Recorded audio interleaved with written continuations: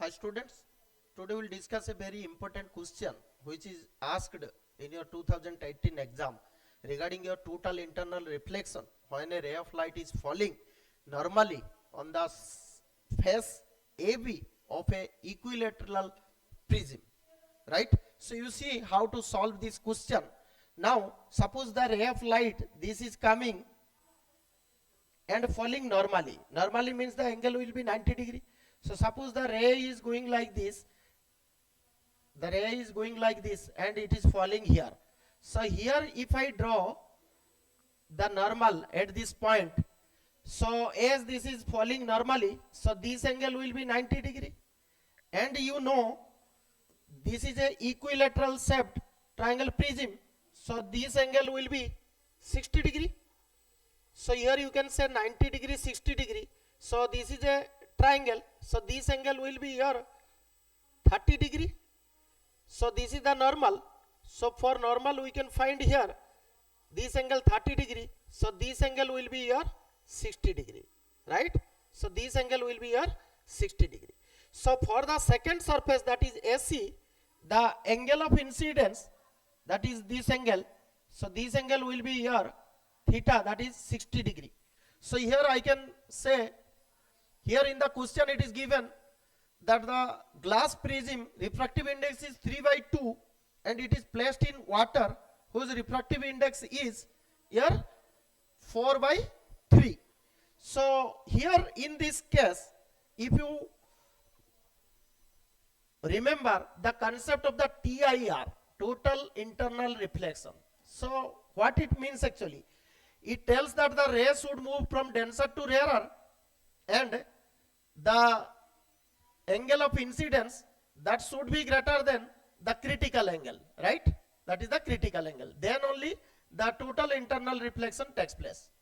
So to solve this question, we have to find out what will be the critical angle for the total internal reflection to take place when the refraction is through the surface AC. So now it is clear to us, if a ray of light is incident normally on the face AB, then after reaching the surface AC, it will make an angle of 60 degree. That will be the angle of incidence for the refracting surface AC. So this part is clear now. Now you see how to find out.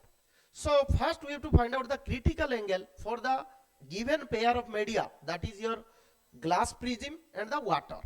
So what will be the refractive index? And from the refractive index we can use the formula to find out the critical angle. So you know what is critical angle. So for the given pair, suppose this is placed in your water, so from denser to rarer, so you know that will be your glass to air. So it is going, sorry, glass to water. So the ray is glass to water, right?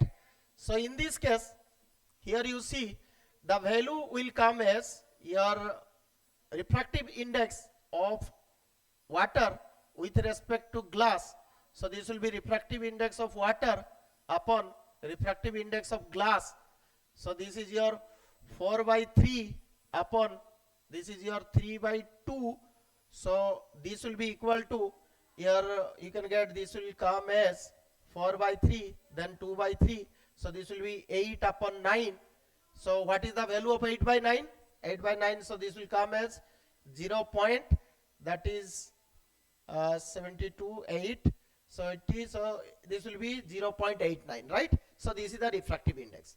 And you know what will be the refractive index of this? So this will be equal to your 1/sin C, right? 1/sin C. So 1/sin C will be from denser to rarer. So that is similar way we can find out the critical angle for this combination. This will come as 0.89, right? 0.89. Correct? So now we'll check whether the angle of incidence at the surface AC, the sign of the angle of incidence, that will come as 0.89 or less, so that we can conclude total internal reflection whether it is taking place or not. So now you consider, already we have found out the angle of incidence is 60 degree. So what will be the value of sin 60? So the value of sin 60 is equal to, you know, that is your √3/2. So the value of √3/2 is equal to 0.866. So 866 is, so this value is less than this. So you know the value of the sine theta increases with the increase in the value of the angle from 0 to 90. So that means if the sine of the critical angle is 0.89 and sine 60 as per the refraction of at the surface AC, we get the value is 0.866. So here what we get? We get here sine value IC is greater than your value of sine 60 degree.